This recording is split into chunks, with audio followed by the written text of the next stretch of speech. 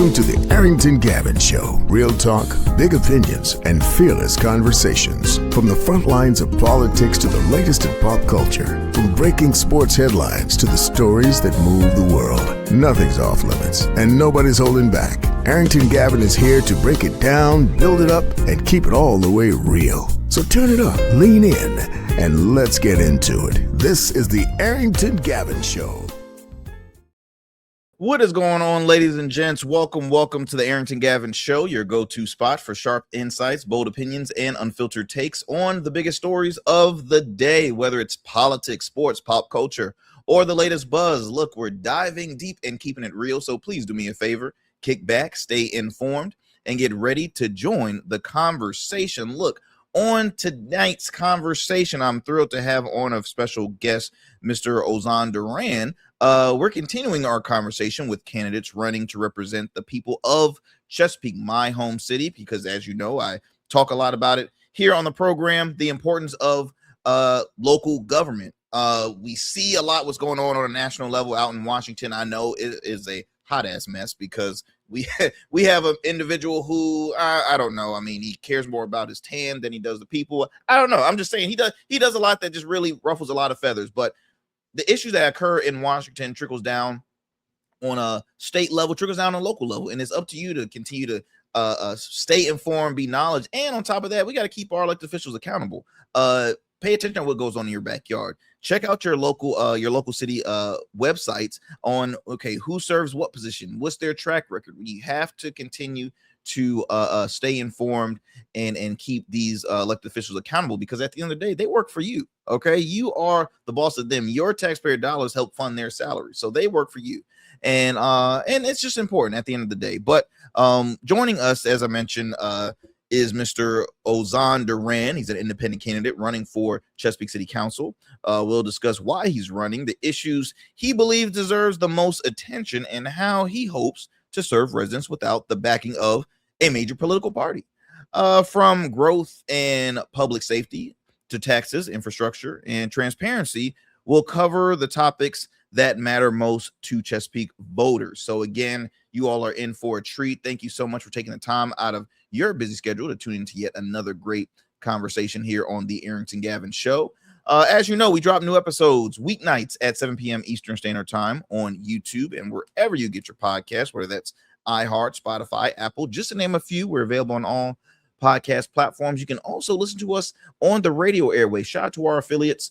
First up, out in Las Vegas, KSHP 1400 AM and 107.1 FM. You can tune into the Arrington Gavin Show Fridays at 8 p.m. Pacific. Again, that is on KSHP 1400 AM and 107.1 FM. So on your way to the casino or on your way to a concert, sporting event, you name it, be sure to turn your radio dial to the Arrington Gavin Show as we continue to bring to you great conversation, fun, opinionated, but also we hope you learn something from it as well. And then we're going to head over to New Orleans. Shout out to WBOK 1230 AM, what New Orleans is talking about. You can listen into the show weeknights at 7 p.m. Central.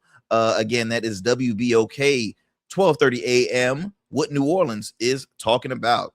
And then, of course, I got to shout out GOATverse TV. GOATverse TV, the streaming platform where you can watch past episodes of the Arrington Gavin Show. All you have to do is just download the app.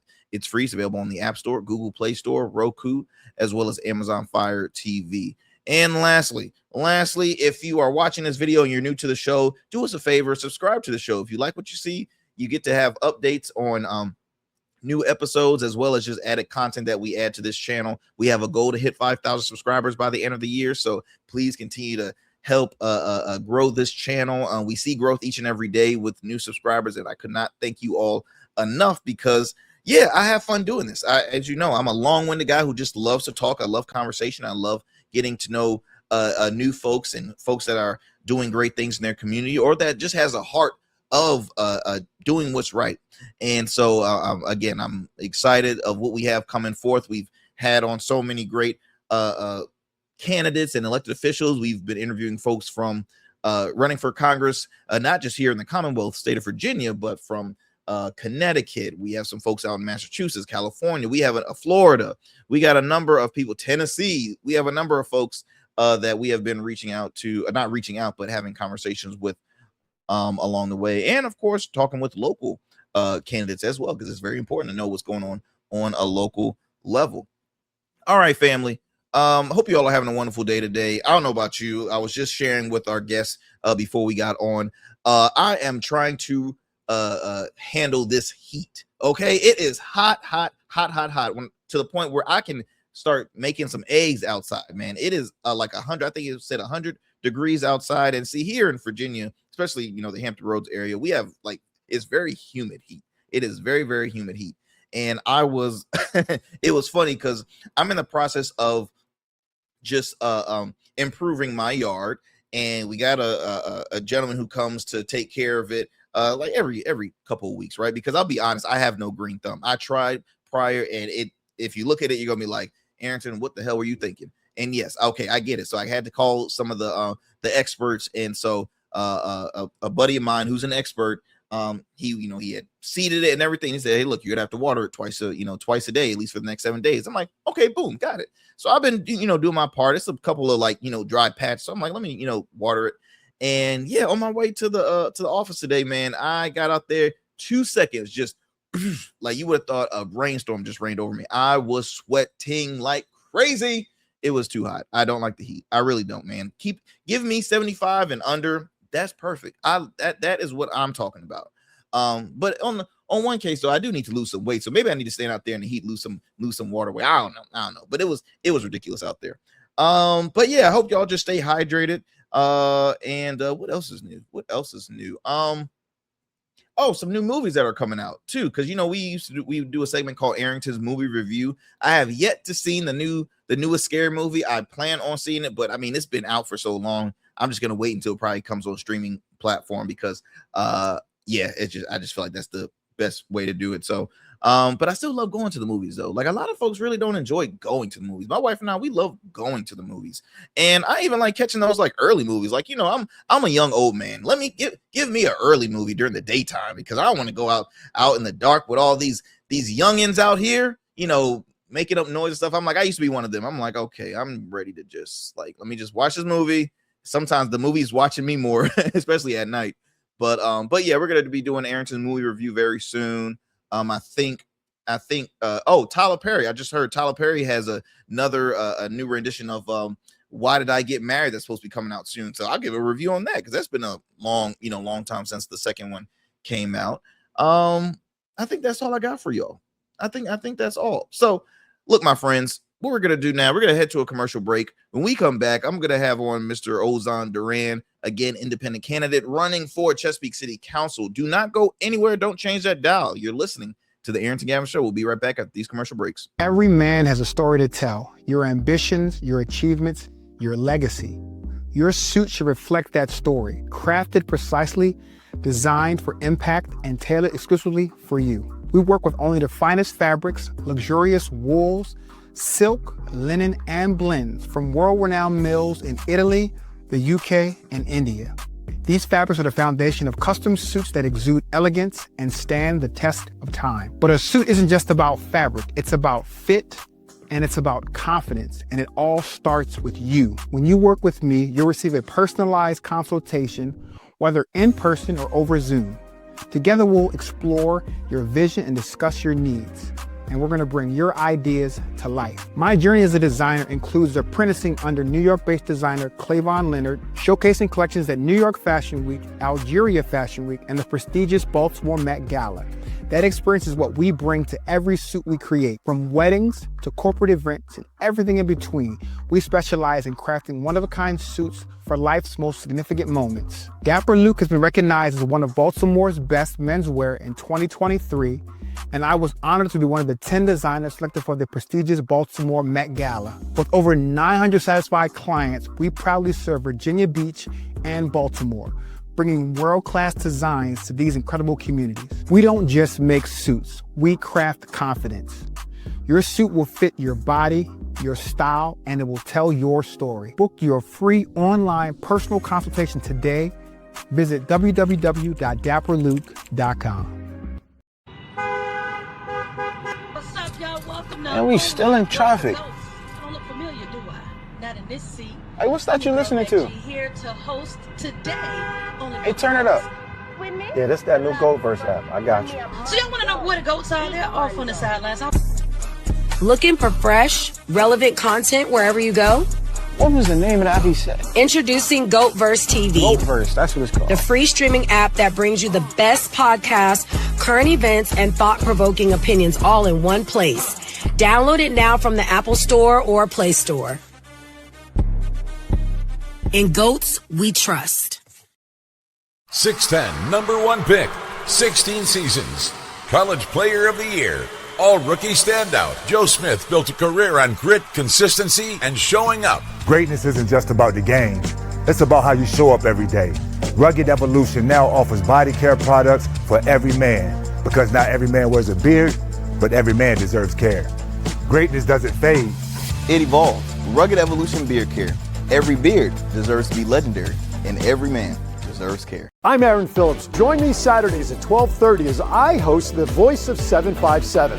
I'll share news, events, happenings, and the people that shape the 757. That's The Voice of 757, Saturday afternoon at 12:30 right here on Sky 4.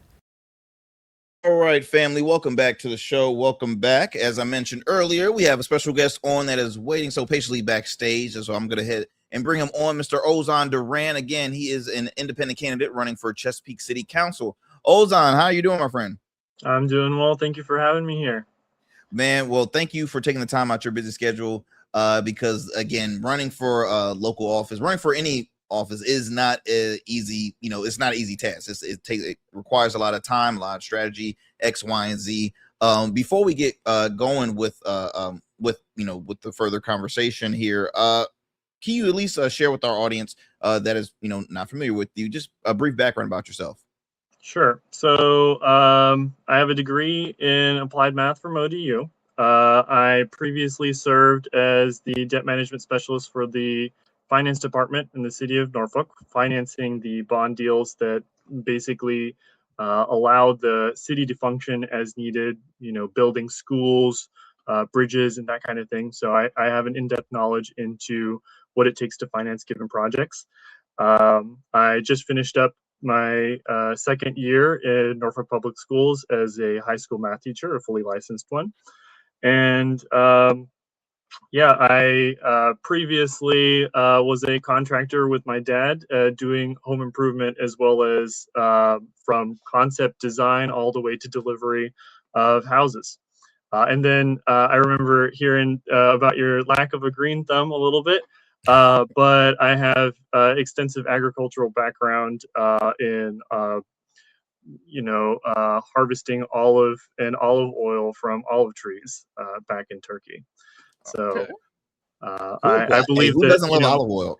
For sure. And I want to keep Chesapeake a very diverse area where we continue to respect, the agricultural background of people and make sure that they're adequately represented in council. So OZAN, I want to ask, was service something that was installed into you like as a young kid, or was public office something that was always in your view since, I don't know, college, high school? Was this kind of like a pre-plan, or was this like, well, this is an unplanned decision that I'm going to do? I'm going to run for local office. I'm going to run for city council out here in Chesapeake. No, absolutely not.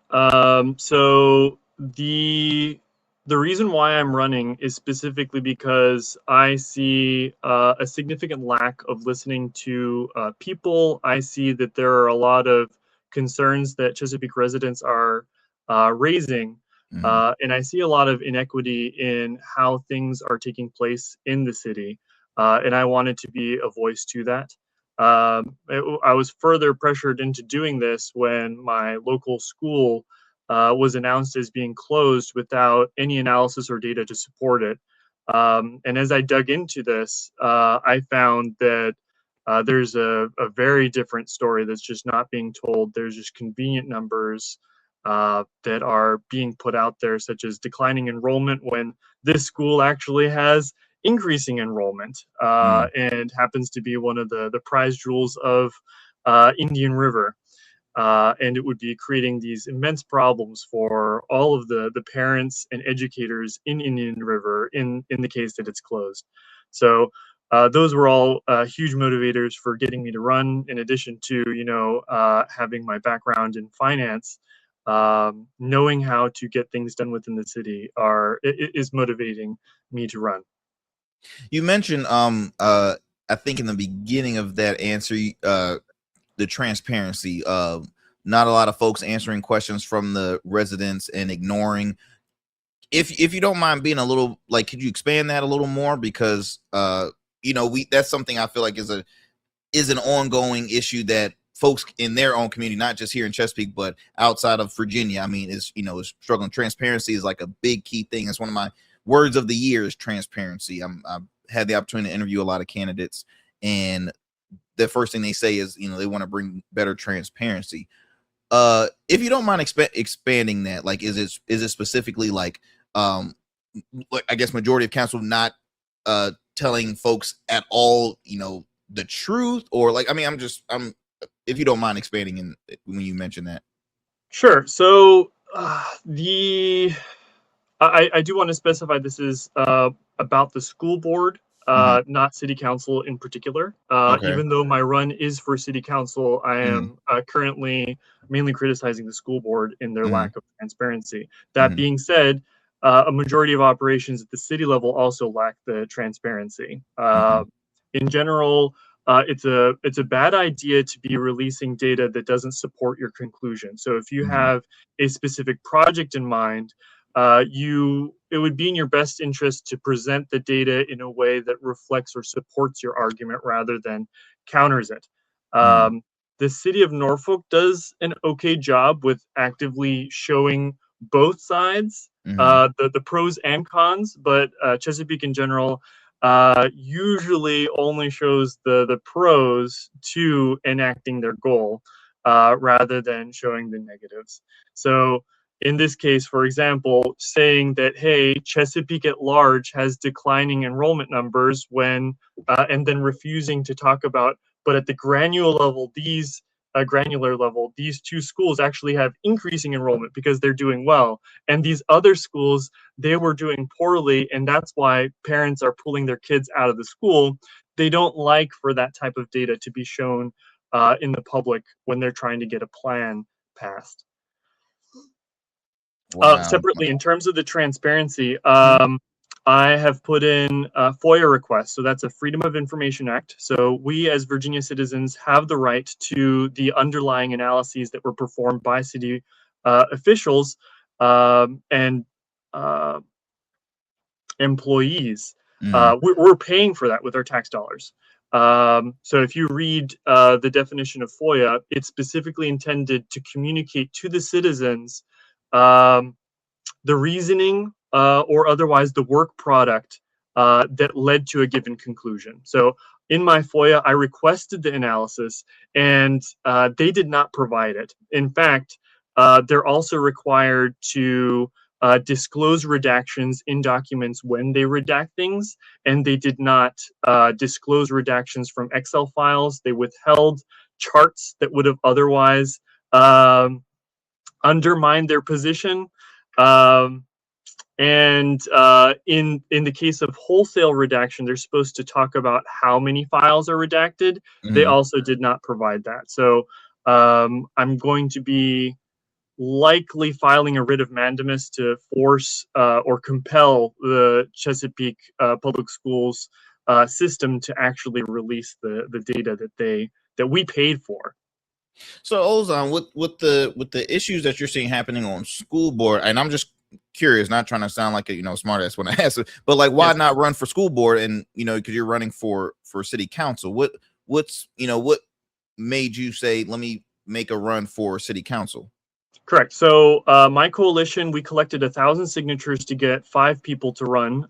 There were 3 of us that were willing to run for school board, which is sufficient to overturn a majority of decisions. So the idea is, with 3 people on our side on the school board, we should be able to flip other school board members into also preventing the school from closing. But then in addition, it's very important to have people on city council that would be willing to potentially ensure that the funding is there. So if we only have the school board on board with our positions, then we may not have the money to be able to instantiate specific things. And Chesapeake Public Schools are currently woefully underfunded. So there is a need to explore this from every part of the problem. So I'm a very comprehensive thinker. I like to think about the system as a whole. And that's why I'm running for city council. There's a lot of other positions that I plan on talking about specifically with my run for city council. Yeah, and with your coalition now, how many in total has this coalition brought to the table as far as for this upcoming election? I guess in total, including school board and city council. Yeah, so it's three school board and 2 city council members. I'm one of the city council members. Brandy Deal is the other city council member. Okay. Okay. Awesome. Now, one thing I do agree, with, and most of the stuff you've been saying, I totally understand. The transparency piece. We live in an at-large city where we have seen, for the most part, communities being overlooked, communities not being at all. They haven't heard from an elected official. They haven't seen these. They go to the council, city council meetings, speak their issues, yet they still have not seen any results. Let's talk about some of the issues. What are some of the issues that you've noticed while you're, during your run for city council? What are some of the top issues that you've noticed here in the city of Chesapeake? Now we've shared. I know you shared about school board, but just overall in the in the city. Sure. So on the 8th, and this is something that I'm inviting anybody that's listening to this to come to, but on the 8th, there's a planning commission meeting, hearing the rezoning or zoning issues concerning data centers. So data centers are a hot topic. My take on it is that we really shouldn't be having them in Chesapeake. And the main concern that I have is specifically regarding all the residents that would be affected. So right now, they're allowing data centers by right. So if you want to build a data center, you have the legal right to do so in Chesapeake. So this planning commission hearing is specifically intended to make sure that citizens get a voice prior to that. The reason why I'm against this is because of power use. This will unilaterally increase power bills for Chesapeake residents as well as all Virginians due to the monopoly of Dominion Energy in Virginia. So there's that. There is the local aquifer, which is already under tremendous pressure. If you're not aware of this, our land is currently subsiding. So as we pull water from our aquifer, that is due to hydrostatic pressure causing the land to start to lower down. So it's not just that sea level is rising, but all this entire area, Hampton Roads, is sinking. Wow. So that is one concern, right? There's water is a hot topic issue. And then furthermore, sound. I don't hear a lot of people talking too much about the sound. But I put together on my website, savechesapeakeschools.com, a quick web page that would allow you to hear the proposed sound level that would be 24/7 next to your home. So right now, if you're listening, this is a regular conversation audio, right? So that is slightly quieter than the continuous sound that the data center would be allowed to have 24/7 next to your house. So residents that have data centers near them, they usually have health ailments as a result of being continuously exposed to sound levels like this. They complain about headaches, and studies have shown that mortality rates are higher next to these types of deployments that have continuous sounds that they emit. Wow, that is. I'm glad you kind of you gave us a civics lesson there. I don't know if you because there was certain terminology. I'm like, wait a minute, did he? Okay, interesting. So, and I have heard that in meetings that have been brought up, those that are not in favor for the data centers, and it's interesting because when you speak on this, you would assume that it will be an easy vote to say, no, we're not going to do the data. Why do you think this is still ongoing, even though most residents are in favor? And I'm talking residents from both sides of the aisle, Democratic voters and Republican voters. They all are not in favor of these data centers. Why do you think this is still an ongoing issue? So cities face a tax issue. So the only way a city essentially has money in the budget to be able to provide services to people is through tax dollars. So when you have land that currently is not as valuable, you want to change what's on there to ensure that more tax dollars are raised, specifically so that you have more money to invest in the people. And this is, I'm using these terms because we should be thinking about this from the best lens possible, right? Absolutely. Not regarding inappropriate usages of the money, right? So with that in mind, if you currently have farmland that's assessed at, let's say, $1,000 an acre in tax revenue, and you put a data center, and that's going to convert it to $50,000 per acre, the math is quite clear that you should probably build the data center from the perspective of gathering as much tax revenue as possible. That being said, this is slightly a winner-takes-all situation, where in the case that you don't build the data center, your people are actually worse off than other people are, for the reason of a city nearby is going to build the data center. They're going to be capturing that business. You're going to be lacking that revenue. In addition, your power bill is going to go up regardless, because we're all being served by the same monopoly. So it costs the same to deliver the electricity to a data center in Portsmouth, but now they have the tax revenue, but we have the power bill increase. So this leads to the newest frontier of frontiership, which is building as many data centers as you possibly can to offset the power bill increase that is going to result of this. That is that's a lot there. I want to ask you, Ozan, many residents are worried about rising property assessments. Here in Chesapeake, I've heard it tons, all the time. Like, look, I would love to live in Chesapeake. I can't afford to live in Chesapeake, so I got to live somewhere a little further out. But I work here. I would love to live where I work, but it's just I cannot afford. And when I look at some of the, I'll just out of the 757. So for those who are listening, the Hampton Roads area consists in 7 cities, right? You got Virginia Beach, Chesapeake, Newport News, Norfolk, Hampton, Suffolk, Portsmouth. Am I forgetting one? I think I might have mentioned all, but Chesapeake is one of them, right? And I would say, and I mean, and Ozan, let me know what you think about this. I think Virginia Beach and Chesapeake is probably the most expensive out of the 7. And Chesapeake is a pricey city. I think it's a bit unfair for those that are wanting, because the goal is trying to, obviously make it more easier for, folks to say, I would love to move here. I would love to move to the area. I love Chesapeake. I look at, I think, the schools are better, or I think, it's a little safer. I love what Chesapeake has to offer. Right. But a lot of folks say, no, can't really afford it. So I mentioned earlier, many residents are worried about rising property assessments and the overall cost of living. Now, what should the city be doing to provide relief without sacrificing essential services? Sure. So there's a tax equity issue that's here, right? So if you are just looking to live in your own home, right, your taxes should not be the same as someone who has acquired multiple properties that is making money off of these, right? So one of the things that we can do is specifically provide tax relief in the case that you are residing in the home that you're being taxed on.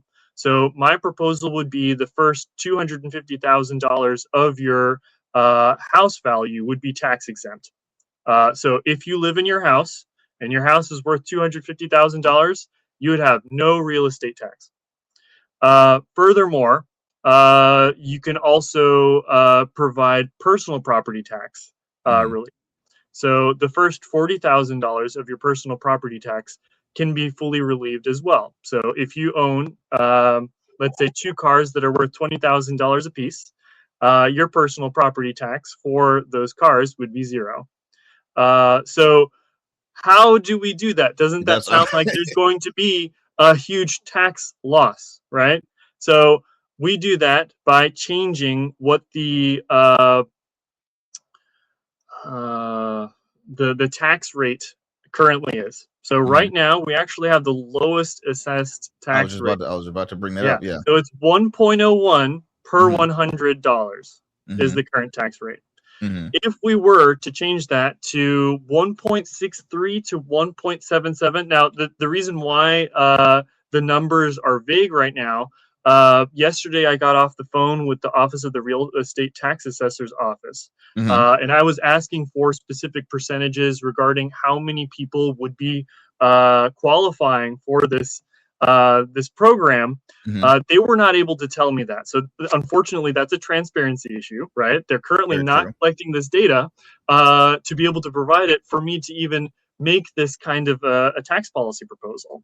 So once I have that data, I can be a little bit more precise with what exactly that number would look like. But I currently have this calculator that you would put in your current house value, and you would put in your current car value, and it would spit out your new combined tax per year. Now, I want to say 70% of residents would be saving roughly $2,000 a year under this proposal, and the rest would either be paying the same.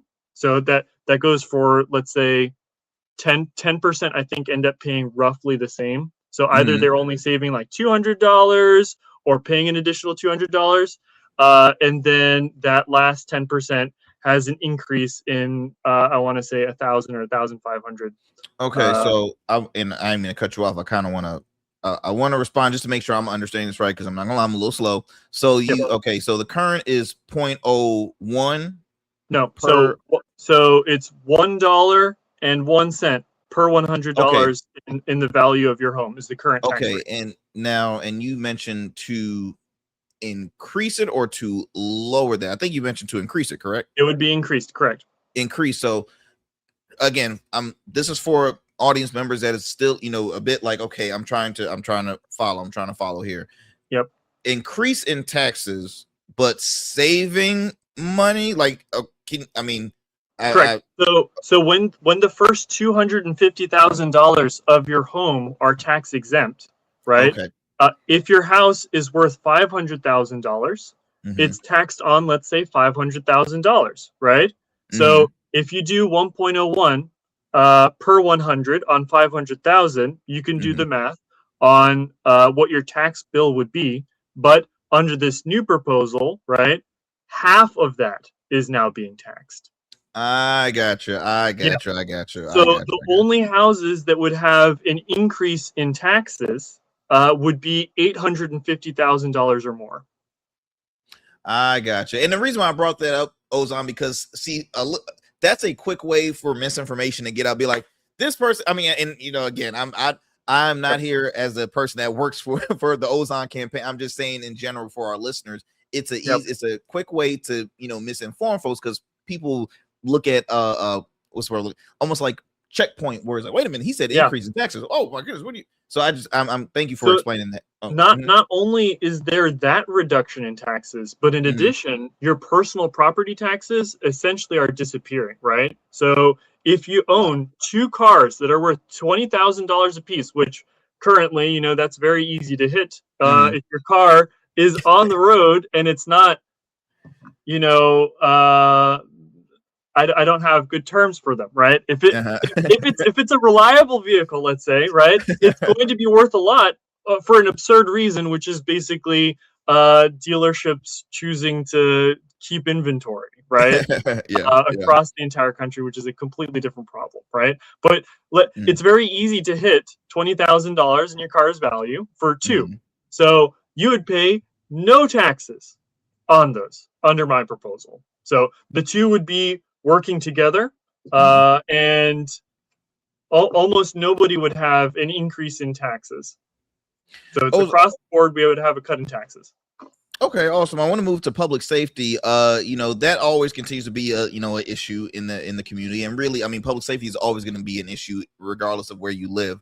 Do you believe Chesapeake law enforcement has the resources it needs, and if so, what do they need to make any changes? What's your take on law enforcement here in the city of Chesapeake? Yeah, so right now, law enforcement is investing a lot in their own equipment rather than increasing their allocation to public outreach.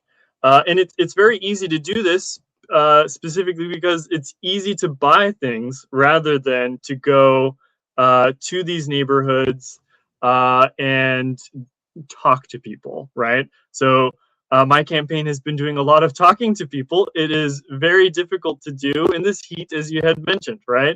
And unfortunately, I don't see too much of that happening.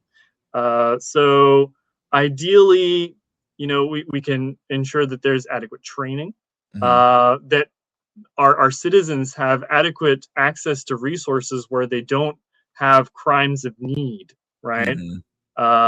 So that plus, ensuring that our schools are safe and secure are my safety proposals. Now, I will say that one thing that's quite concerning are the amount of flock cameras that are appearing throughout the country, because this allows for basically unilateral surveillance, which I completely disagree with.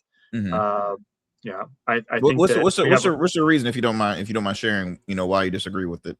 We have a right to privacy as individuals living in the U.S. I feel that the current trends towards lack of privacy are very troubling. So, for instance, were you aware that your sex tendencies are currently being collected by auto manufacturers of new cars? Yeah, so learn something new every day. No. Yeah, so the cameras that are detecting whether or not you're alert are also capable of, through data analysis, which is my background is in data analysis, right? I can determine what your state of arousal is just by looking at a camera. Well, I can't, right? But an algorithm can. Whoa, Ozan, we just met, man. Jeez. Buy me dinner first. Jeez. So when we have this increasing surveillance state, right? I would hate for someone to be caught off guard by, me having access to this flock camera data, because it's very easy to gain access to them because they're just not secure platforms, right? And then for me to tell you, hey, look, you woke up at X time in the AM, right? You went here, you had lunch over here, you take your groceries over here, oh, you cheated on your wife over here, and then you came back home, It's definitely extremely, no, I hear you. It's definitely very creepy, and it continues. Stuff like that, I think, is not healthy for society because, let's be honest, we live in a world where there is a lot of folks that are out, hate to say, paranoid, but sometimes, we all know somebody that's like, okay, you're a little, but it's like, you can't blame them at some points because, like, look at this, they're continuing to invade your privacy, and there is no such thing as privacy anymore. So no, I totally hear you on that. Traffic is also an issue in Chesapeake, specifically Greenbrier. Like I said, I've been here all my life. I've seen the worst congested issues. I've seen, when it was not that bad. Look, we're bringing in new developments. I know we're bringing in a Costco's, which I know is going to add more traffic. I wish we brought some more entertainment things, but that's a whole nother story. But I guess I'll ask you that a little later on. But with congestion being a huge frustration to residents, what practical solutions would you advocate to improve mobility? Yeah, transportation is it's, for all I know about education, energy policy, taxes, transportation is an even more elusive problem than any of those, due to There's psychological factors, there's Mm-hmm. engineering factors. There's this concept where, hey, you can add another lane, and in 2 years, the benefit of adding that lane disappears. So is it in the best interest of the taxpayer to add another lane that will make no difference and cost millions of dollars? Mm-hmm. The issue is that we unfortunately are currently dealing with irresponsible expansion of the tax base. So we did not have adequate planning in the infrastructure. So this is something that requires thought from the Mm-hmm. planning commission, from the city planning department, and something that I definitely am very passionate about. I'm very, very passionate about transportation because I don't think that the the city should be inaccessible to people. Yeah. I don't like the toll roads conceptually either, for that reason. Mm-hmm. Um, so that's kind of my thought on transportation. I mentioned, new businesses, right? Chesapeake has worked to attract new businesses while working its suburban and rural character, right? How do you strike the right balance between economic development and preserving what residents love about the city? I know that's kind of like a stretch, but it's almost to the form of new businesses having, I would say, I guess, more attention than more has more of the attention, and like the locals feel as though like, I feel a little overlooked. I feel like we're doing a lot for these, big corporations, but we don't do a lot, I guess, for locals in the community. And on top of that, with adding new development, a lot of folks are trying to preserve their their rural look. I know when you get to more South Chesapeake side, Southern Chesapeake wants to maintain their their land, their property. They want to continue that in not industrial, but that rural look to it. When you have, like, everything cannot always be in Greenbrier. It's gonna eventually have to spread out, because Chesapeake is a big city. I mean, it's the second largest city population wise. So I hope I kind of if I kind of made sense with that question. Yeah, so I guess what I want to talk about a little bit is, interpret your question from the context of what are the resources that we currently have available and are they being efficiently used? So one idea or one problem that we currently face, and this is across the entire U.S., it's not just a Chesapeake-based problem, but when you have someone who acquires property and they make an investment and build a building on there, they want to reap the benefits of that for as long as possible. So right now on the books, we don't have anything to deter a vacancy other than, hey, is the person rich enough to forego getting rent from there? And I'm not saying rent control is the answer. In fact, rent control doesn't really work. Baltimore and DC instantiated vacancy taxes, which basically, if you have a property that is vacant for, I want to say 12 months or more, which is quite a long time, right?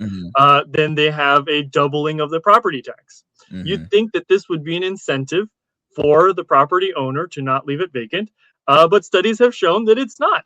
Now, that being said, hey, that sounds like free revenue from the city, so ideally they would do that.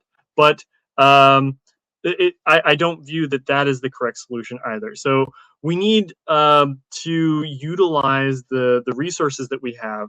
I see a ton of vacancies throughout these shopping malls that could easily accommodate these new businesses. The issue is that for the average person that's looking to be entrepreneurial, that $3,000 a month is a lot of money to be tying up or to even raise to begin with. And that's not even considering the business cost. So one of the things that I do have planned is specifically looking at the rules and regulations involving zoning and how they pertain to you running a business from your own home. Now, this would not allow you to run something like a data center where you have 24/7 noise coming from your property. because that is something that I'm very passionate about, right? Especially in rural areas, we're looking for peace and quiet. So, if you wanted to run your auto mechanic shop, occasionally have, a loud air impact gun running, that's one thing, right? But if you are a commercial pulp mill that is running and processing hundreds of tons of wood, and that requires you running a wood chipper 24/7, that's not acceptable under at least regular property use. Now, I do know that in agricultural areas that is somewhat more acceptable, and I'm not looking to completely revamp, but even in a residential area within the city limits, ideally there are more things that you can do, such as, let's say, opening a tea garden in your yard if you have the room for it, provided you meet specific setbacks requirements. Ozan, this is one of my pet peeves about the Chesapeake. And again, born and raised here, love the city, but I wish, and again, I feel like we're close to the same age. I feel like we're probably the same age, but I feel as though like Chesapeake lacks entertainment. And what I mean by entertainment, I mean just a simple, entertainment venue, whether if it's a small concert hall or theater. We lack venues. One issue I can, think of is the fact that high school students, their graduations are not held in the city of Chesapeake. They're held in the city of Norfolk. They're held at ODU, for crying out loud. Okay.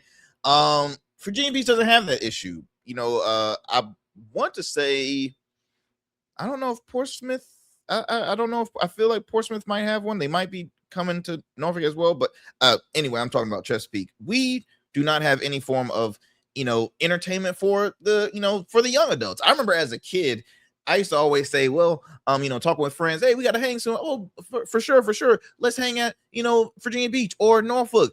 Never come to Chesapeake. What do we have? We had a Regal movie theater that ended up closing down. We have we had a mall. A mall is slow. Malls in general are slowly but surely kind of depleting. So there is nothing. We have carnivals, or excuse me, the Jubilee. We have the Wine Fest. We have nice things that are mostly outside, but we don't have any form of entertainment. But I look and I'm like, well, we got all the hospitality. They just opened a new hotel down Volvo, and so I'm like, okay, we have all the stay. They're close off the interstate, so you can't say like, oh, we're gonna bring in a lot of traffic. I never understood. So you being a fellow young person, someone that is running for office, what's your take on on that? Do you think that Chesapeake is well deserved of some form of venue? We've been in existence for many years. I feel like those time. I feel like we have the funding. What's your take? It might not be a big important thing to you, but I'm just curious to pick your brain on it. No, it's absolutely very important to me. So in terms of the malls, my wife and I, we have 2 children. One's 2 years old, the other one's 9 months old. We go to the Lynn Haven Mall. There's a Tot Lot there, and our kid loves playing there. We also love the Chesapeake City Park. The fun treehouse place. That is amazing infrastructure. But why do I have to drive all the way to Virginia Beach to take advantage of their infrastructure? Why is there nothing like that in the city of Chesapeake?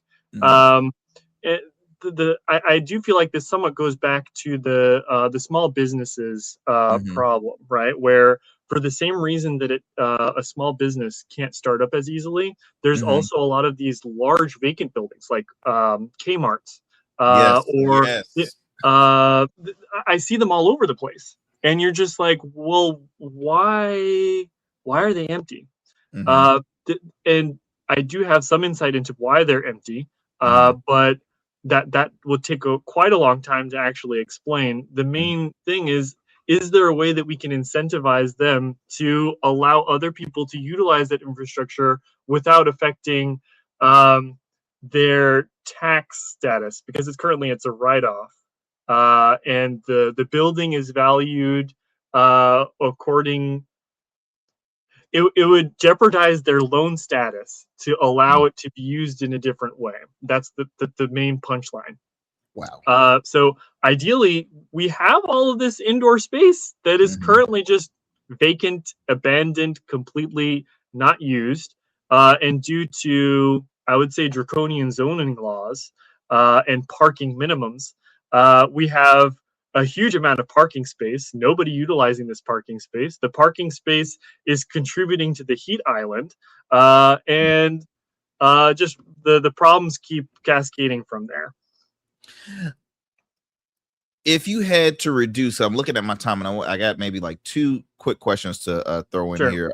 If you had to reduce the city's budget by 5%, where would you look first, and what areas would you refuse to cut?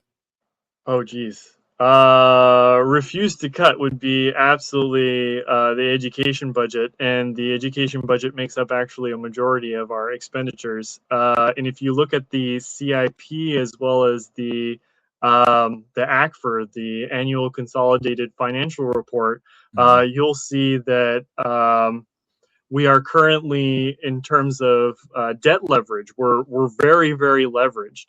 So if you were to increase tax revenue, that would somewhat save. I think the city's primary thing would be to pay down some of the debt very, very quickly at an accelerated rate, so that we had more space in the debt service. Okay. Shoot. In terms of cutting, I know. This was actually going to one of my policies. So the city currently does not really have that much in terms of what it does on its own. So when you're talking about procurement, the city doesn't have any manufacturing capabilities. It has minimal road paving capabilities. We know that there's a set amount of pipes that are going to be replaced on a yearly basis or over the next 30 years, right? And we know that there's demand across all the 7 cities, right, for this scheduled replacement of infrastructure. So why doesn't the city have a concrete plant? Why doesn't the city have any water pipe facilities where we're manufacturing water pipes? We have a plastics manufacturer. They literally sell plastic beads here. Why are we not contracting with them and creating an extrusion plant and manufacturing all the pipes for the 7 cities, and then adding that to the tax revenue? The big issue is that due to small-minded thinking. Now, I have heard one previous city council member specifically talking about, why don't we have our own road building apparatus? So that's going along the right idea, but I think it's still thinking a little bit small. We have a need for steel, right? We have a need for pipes, and these things are continuous requirements for cities. We're always going to have these infrastructure. We're always going to have these roads. We're always going to be renewing these buildings. So we need concrete, we need steel, we need pipes. We're always going to need those things. So why are we not manufacturing that here? Why are we not creating these jobs? These would be stable and they would be recession proof. So that would be the question that I'd be asking, and be looking to create procurement goals specifically for the city, because it would add tax revenue. And cutting things is much, much harder than adding things and adding revenue. And the city relies on very different mechanisms than your average person. Our average, I don't know how to explain this quite well. Oh no, and that's fine, Yeah. Ozan, because I know we're pressing with time, and I want to ask very quickly these 2 questions, and we definitely need a short answer with this one, because I've been asking a lot of the candidates running for city council out here. What's your stance on are you in favor or not with a district system, if that's ever brought to the table for the city of Chesapeake, and moving from having an at-large council to district or ward system? I would push for immediately, like as soon as I get on there, I would probably be trying to push for getting rid of the at-large. Yeah, I don't believe in at-large. I don't think that it leads to any kind of representation. It does not create equitable representation at all. And last question I want to ask you, why should Republican, Democrat, and other independent votes for you come November? So my goal is to cut taxes for a vast majority of people. My goal is to reduce energy rates for a not just a vast majority of people, allow everybody to secure their own energy future. I know that we didn't have time to talk about energy, but I was looking to allow by right people to produce their own power and disconnect from the grid. Right now, that's not possible because in the case that you cut ties with the grid, your house would be declared uninhabitable. So the only way forward is basically, hey, look, you can do what you want on your property. We will make sure that it is safe and secure, but that will not prevent you from living in your house. So I think that would be a way of preventing Chesapeake residents from being unjustly paying for Northern Virginia data centers. So ideally, we're stopping monopolization. What else? You should vote for me because I intend to keep Chesapeake close to its rural roots as possible. And I want to make sure that everybody across Chesapeake is adequately represented. And I intend to have open office meetings where people can come and ask me questions. And I commit to never lying directly to you. You know, I intend to hold myself to the utmost transparency. I look forward to seeing anybody at the next school board meeting if you would like to speak there. That is November. Sorry, not November. We're not in November anymore. We're July 13th, I think. And then I'm also going to be talking at the Chesapeake City Planning Committee meeting on the 8th. So please come and you can ask me any questions. If I don't have an answer already for you, or I haven't thought about the question that you're asking, I'll write it down. But I probably have a good idea of how to answer you right off the bat. Ozan, I truly appreciate it. You taking the time out your busy schedule. For those who are watching, I've put up your site. If you don't mind sharing with those who are listening to us, how can folks continue to follow up with your campaign and just want to know more about your platform? Sure. You can send me an email directly at my personal email, ozanduran@gmail.com. There are links on both this website as well as savenorfolkhighlands.com. Right now, a lot of my time is specifically trying to prevent our local school from closing down. But very soon, I'm going to be transitioning more into the city council run combined with that. So yeah, you can get in contact with me. You could potentially text me directly at my cell phone number, which is 703-225-9370. He did it, y'all. He did it. That phone's gonna be going off. I'm just letting you know, Ozan. I hope so. I will say that sometimes I get a little overwhelmed with communication, but I will get back to you. And especially if you ask me an interesting question that I haven't already thought of, then that'll just get the gears turning. I love when someone brings up something that I've never considered before, and that allows me just additional time to think about, hey, that's a complicated problem. Is there a solution that's possible? That's kind of how I think. I'm a systems person. Ozan, again, I thank you for taking the time out your busy schedule. If it's okay, I would love to chop it up with you just for a couple seconds after this show. So again, I thank you for coming on. Best of luck on your campaign, and again, wishing you luck. Sure. Thank you so much. All right, my friends, I hope you enjoyed yet another great convo here on the Arrington Gavin Show. Be sure to stay safe, stay informed. Make sure you do your research on these these candidates. Sorry about that. Yeah, these candidates. Peace and blessings. Always stay informed. I will talk to you soon for another great convo here on the Arrington Gavin Show. I'm out.